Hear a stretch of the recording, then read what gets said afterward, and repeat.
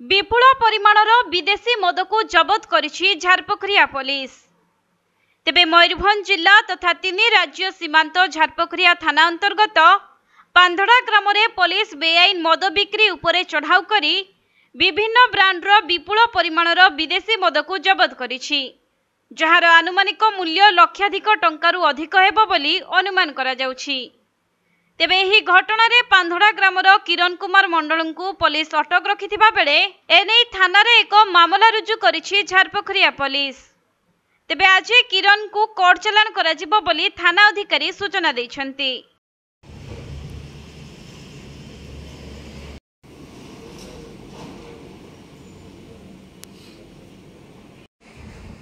मयूरभंज जिला सारसकोणारू तपन Kumar दंडपाटଙ୍କ report, Konark live.